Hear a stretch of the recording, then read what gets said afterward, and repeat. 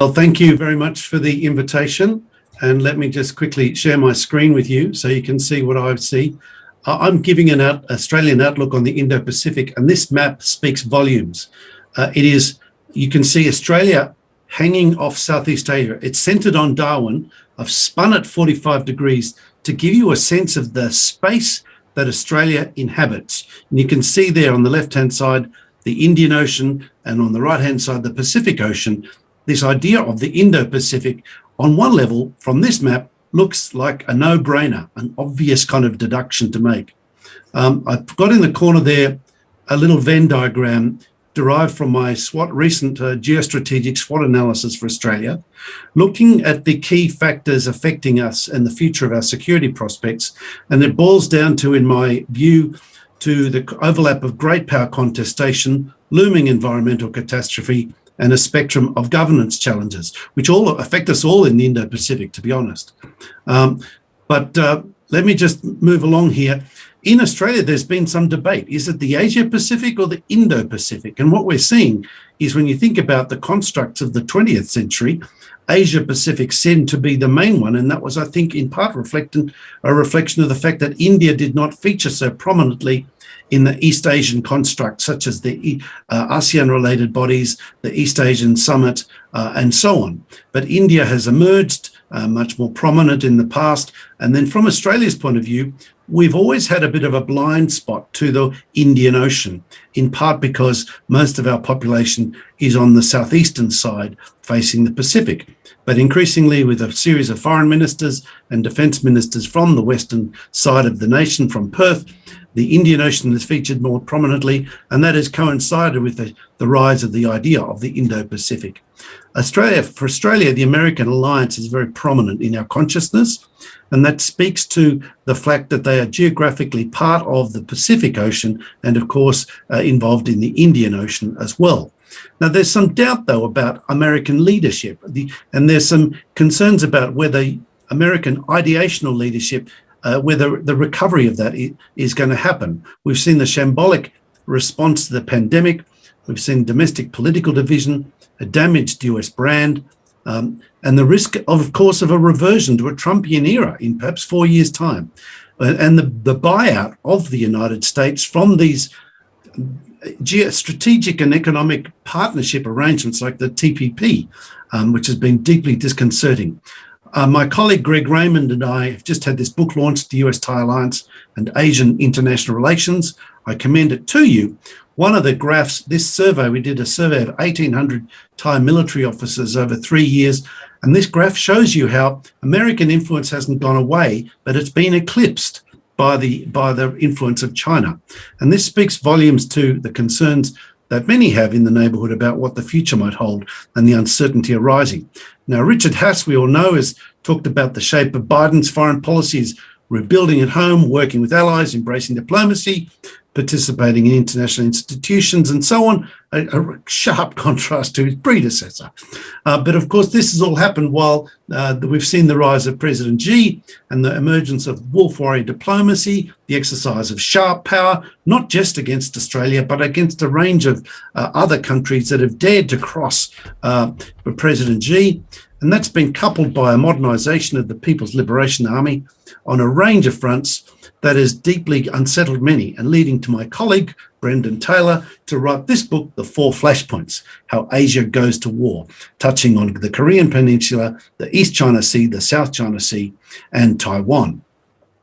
And of course, Taiwan's a really thorny one, and a colleague here in Australia, Linda Jacobson, has talked about Chinese pressure campaign to force Taiwan unification negotiations, but no individual action by China would warrant a military response. It's like, you know, China's appreciated that the United States has got a very good hammer, and so it refuses to present a nail.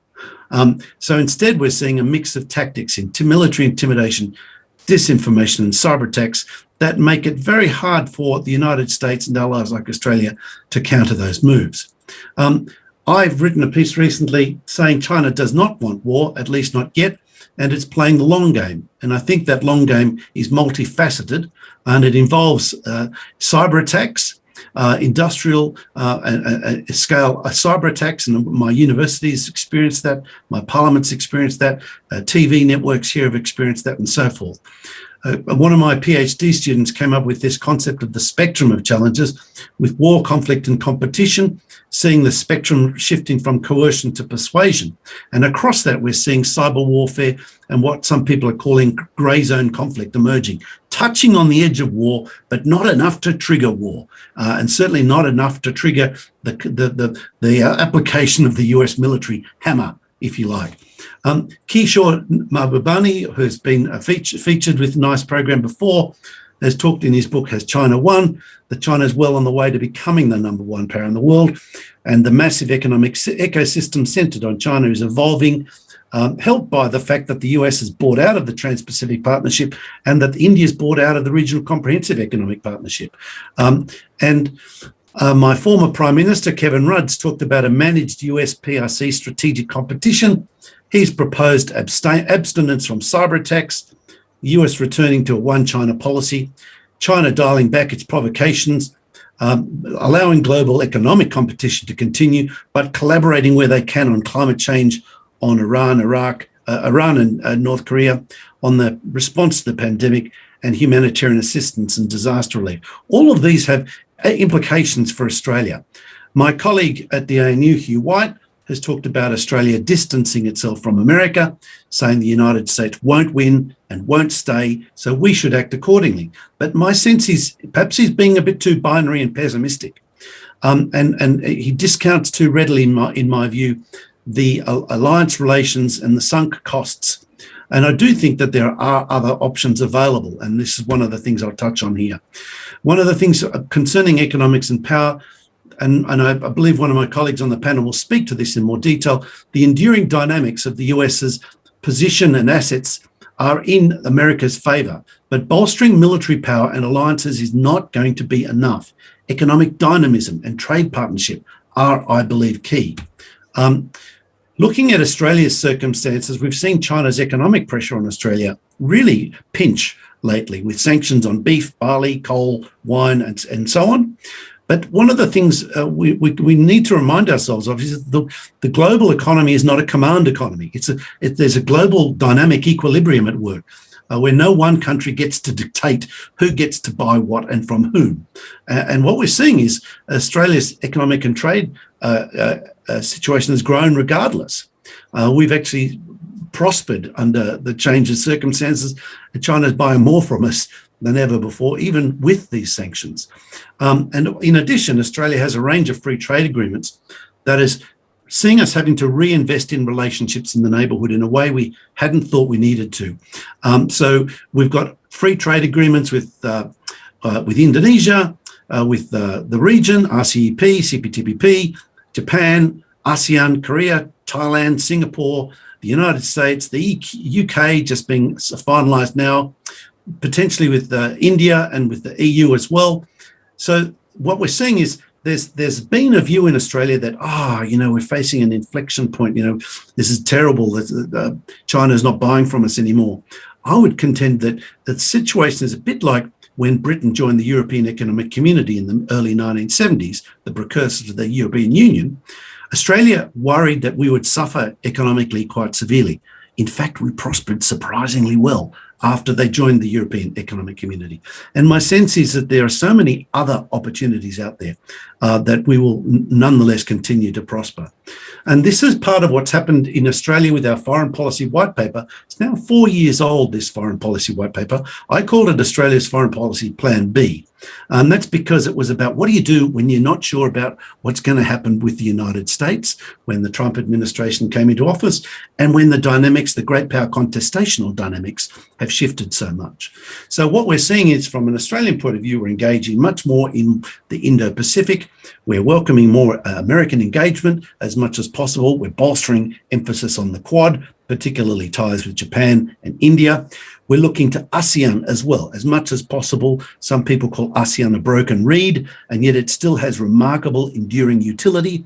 We had an Australian ASEAN Prime Ministerial Summit a couple of years ago. Speaking to that, we've seen an investment in what they call the Pacific Step Up, I would contend it is only one of several steps up that is required. And there is a need to bolster regional economic and trade ties. And we're seeing that happen. We're seeing what used to be quite simple, straightforward engagement just with China is now having to be diversified, but still being quite prosperous. On the defence front, we've seen the defence strategic update from a few months back, talking about shaping, deterring and responding and recognising grey zone and cyber and space, and the emphasis on long-range strike and on doubling down on local defence industry. But there's a question, is this enough? I would contend probably not. We've also seen in Australia debate about this confrontation with China. What were we thinking, writes one famous Australian journalist. Australia's policy U-turn on China, it's really, he comes down on it very hard. But yet the concluding remark of a 3-page spread over 3 days in this major Australian newspaper, the Australian Financial Review, he makes the point that outside the rhetoric, it's hard to see how Australia should have managed it differently. Different rhetoric wouldn't have produced a different outcome. The chief obstacle is the aggressive attempt to expand Xi's authoritarianism into the Indo-Pacific. So what do we do about it? Well, we double down on other relationships like the Indian Ocean Rim Association. And there's, I think, a prospect for Australia to have observer status for BIMSTEC. If that's agreeable. What we're seeing in Australia is a remarkable multiculturalisation of our society. We got rid of the White Australia policy 54 years ago. Now over a quarter of our population is foreign born, and over 4% of our population is has South Asian heritage. So this is a very interesting dynamic at play here. Australia is diversifying. Our interests in the world around us in the Indo-Pacific are growing. Our trade links with Southeast Asia speak to this as an example. This 10-country grouping of nearly 650 million people is our third largest trading partner with a lot of trading partners, trade agreements. We have about 1 million, until the COVID pandemic, about 1 million visitors from Southeast Asia, about 100,000 students enrolled, and nearly 1 million residents claiming Southeast Asian heritage. We've seen the ASEAN outlook on the Indo-Pacific emerge under Indonesian direction especially, and the ASEAN outlook on the Indo-Pacific envisages ASEAN centrality as the underlying principle for promoting cooperation in the Indo-Pacific region with ASEAN-led mechanisms central to it. And Australia supports that because we're really keen to see ASEAN work. We see it as a mechanism for Indonesia and other countries in the neighbourhood to continue to have a prominent role that are seen to be congruent with Australia's national interests. Now, Indonesia itself is a country 10 times Australia's population, right next door, the third largest democracy, the largest Muslim population in the world, but it's one with which we've had a difficult relationship, one that I think could be made akin to the board game Snakes and Ladders, where we incrementally go up the ladder, only to go down the snake over a range of issues like Timor, beef, boats, spies, clemency, Papua. And yet Australia's security is inextricably linked with Indonesia. So that's very important for us to manage carefully. I'm touched on bolstering the Quad, but it needs to happen beyond its military dimensions. And here's a piece I wrote in the East Asia Forum recently with my colleague Ashok Sharma about the need to go into economic and environmental and cyber and other kinds of cooperation. Now, I know the Quad is contemplating this, but it really needs to double down on that space. Interestingly enough, we're seeing other countries, a lot of NATO countries or from Europe and North America expressing considerable interest in our patch of the world, and that's very welcome. But we're worried about the implications of the pandemic and how we manage the waves of crisis arising, a political and social crisis, the prospect of war, let alone the environmental disaster that might follow. This requires deft diplomacy and politics and management of issues and relationships. So for us, doubling down on ties internationally with the Quad, with the five-power defence arrangement, with ASEAN, with the Indian Ocean Rim Association, with BIMSTEC, the US, Korea, NATO countries, I've also proposed Manis, is an Indonesian word for sweet, which could be a Malaysia, Australia, New Zealand, Indonesia, Singapore regional forum. But there's a number of things we can do to bolster international ties. And there we have it, ladies and gentlemen, in a nutshell, an Australian outlook on the Indo-Pacific. And I very much appreciate your patience with me. Thank you very much.